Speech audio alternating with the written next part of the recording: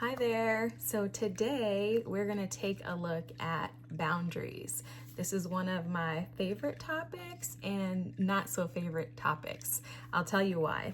Boundaries are something that have to be assessed and reestablished so often throughout our lives. I think the idea is that we put the boundary in place, it's there, and we're solid. When no, as you continue to have relationships with people who have caused some of the emotional trauma that you've gone through, as you connect with new people, as you may deal with them in different environments, there's a need to recreate those boundaries. You're recreating those walls. So in this video, we're going to take a look at 3 simple steps and an ABCD.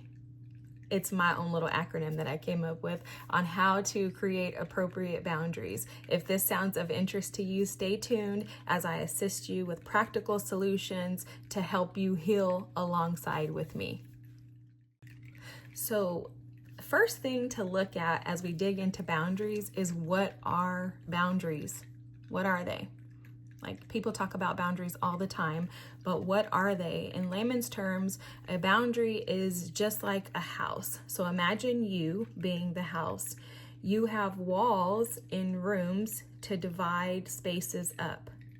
If your house has no walls, imagine a house with no walls. It's free and accessible to anything and everything outside, meaning birds, raccoons, lions, tigers, bears, and anything else that want to come into that house have access to it. That leaves you in a position to potentially be harmed. So a boundary is something that is put in place to protect you, to keep you safe, and to allow you to feel comfortable as you continue to heal. Alrighty. First thing to look at when you're establishing boundaries is this is your life. It's your life and it's your rules. Don't let anyone convince you that you need to set a boundary in a specific manner.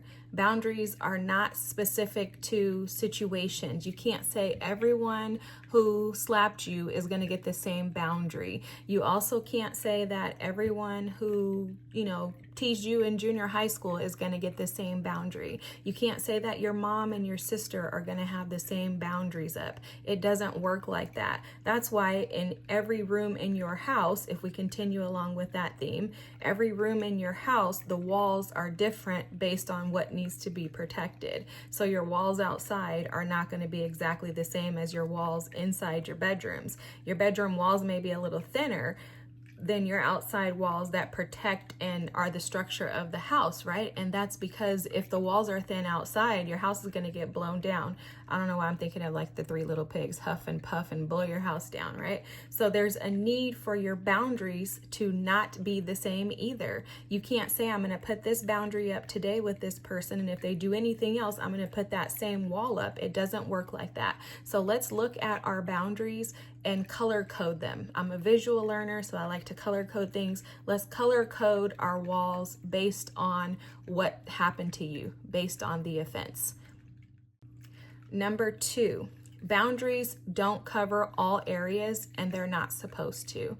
So when you put a pink wall up, that pink wall does not state that that individual, we'll call them the offender. It doesn't mean that the offender is offensive and needs that pink wall up in every area that you deal with them. So for example, I was talking to someone and they said, oh, he, is not good with my kids, so I don't trust him in any area. Well, that doesn't work, because just because someone's not a good father doesn't mean that they're not a good brother. It doesn't mean that they're not a good cousin. It doesn't mean that they're not a good friend. It doesn't mean that they're not a good spouse, right? Maybe they just don't know how to treat children. So you have to establish what color is going to go along with the specific boundary that you need to put up with that person. One other example is, people think that if somebody cheats on them, then that means that they're the worst people in the world and that there's no way that they should be trusted with anything. That doesn't mean that. It doesn't mean that. One mistake, which we all make them, we're all capable of making these mistakes, right? one mistake doesn't diminish that person's character. It doesn't mean that that person has shrunk down into, scum of the earth because they make one mistake. And this is where grace comes in. And this is also something else that I'll talk to you about and teach on, because it is a completely different subject than boundaries. But in order to create appropriate boundaries, you need to show grace to yourself and then also establish what amount of grace you're giving to that other party. Okay? Lastly, number 3, how do you set boundaries? That's the question of the hour, right? This is going to be a pretty short video, but how do you establish and set boundaries? So we talked about your boundaries are the house, that are the walls within the house. You have walls and barriers that protect you. What needs to be protected? Okay. That's the first thing. That's A. So A, this is going to be A, B, C, D. Okay. A, B, C, D. A is assess what was done. Now, this is a big one. In your assessing what was done, that's going to help you establish what type of boundary you need to create to protect yourself against this person or your children or anyone else that you're dealing with, okay? For example, if this person has physically harmed you, then you need walls that will physically protect you and those that you love and that you're responsible for protecting from that person, okay? B is going to be because that person physically harmed me, and we're going to use this as our example, because that person physically harmed me, I need to put these things in place so that this is protected, okay? So A is assess what was done. B is because of what was done, the specific thing that was done, I need to now protect these things. A, B, C, D, E, F, G, or 1, 2, 3, 4, 5, 6, 7, however you want to do it. So assess what was done. This person was physically abusive. We're going to use this as an example. Because this person is physically abusive, I need to protect myself and I need to protect my children from this person, because there's a potential that they may come around and cause physical harm, not only to me, but to someone that I love, okay? C is going to be clearly identify what can and cannot be done, what is and isn't acceptable for you. Remember, going back to our number one thing here, this is your life, it's your rules. You get to establish the boundaries, no one else. Now, it is good to take advice from a therapist, a physician, a counselor, a licensed clinical social worker, whoever you may see.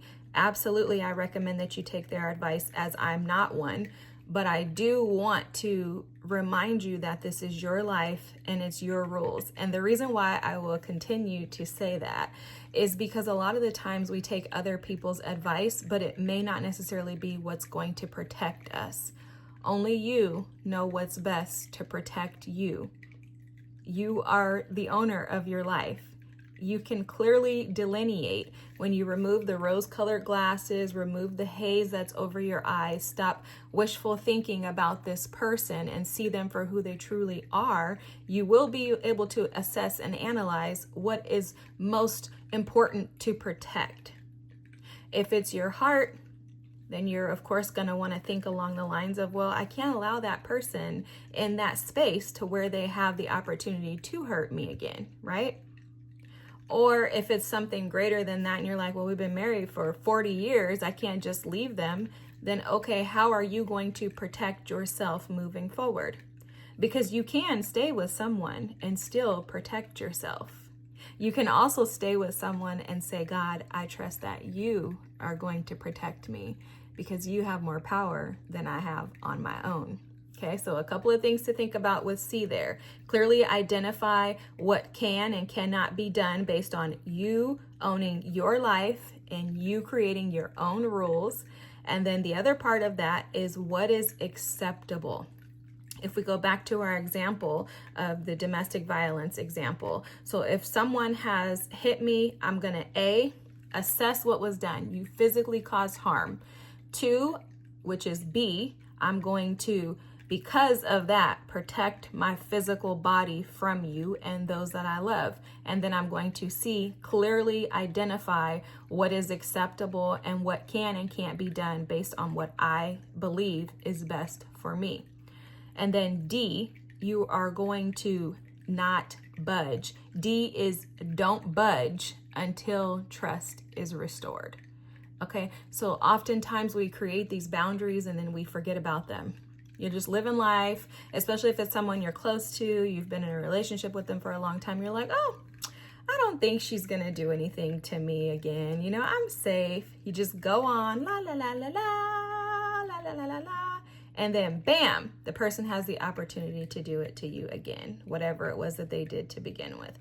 Well, now we have some accountability that we have to go back to, because now if they did it to you again, technically it's your fault. And it's your fault because you allowed it. Okay, so we're not blaming here. If there's situations where you can't get out of it, clearly that's not your fault. But if you have a way out and you're choosing not to step out of it because you want to believe that this person is something that they have proven to you that they aren't, then now you have to take some accountability, okay? So D is don't budge on your boundaries until trust is restored. Now, we can do another video on how long it takes to assess whether or not somebody is trustworthy, how long you should wait, etc. But those are going to be based on your own personal beliefs, ideas, and thoughts, and there's no right or wrong way for any of it. Unless you're being physically harmed, and if you are, I'm going to leave a link below to the domestic violence line. Feel free to reach out. There's a ton of support, but unless you're being physically harmed or you're at risk of someone you love being physically harmed, you get to make the decisions for your own life. It's not up to me or anyone else to tell you what you should or shouldn't do. I would advise you highly to get out of any domestic violence situation and to never, ever, ever, ever, ever, ever stay another minute, because your life is in danger. And I hope and pray to God that you have the strength and the courage and the fortitude to push through to get you and your family out. And if you do, I trust that God will provide safety and expand you beyond your belief by being courageous enough to step out. So again, the domestic violence abuse line will be below. This is the end of our boundaries lesson. If you like the video, drop a comment. Don't forget to subscribe, hit the bell notification so that you're informed whenever I post a new video. And feel free to drop some ideas on other topics that you'd like me to discuss as we continue in this series of Unhook 'em. All right, guys, have a good night. Bye. Thanks for watching.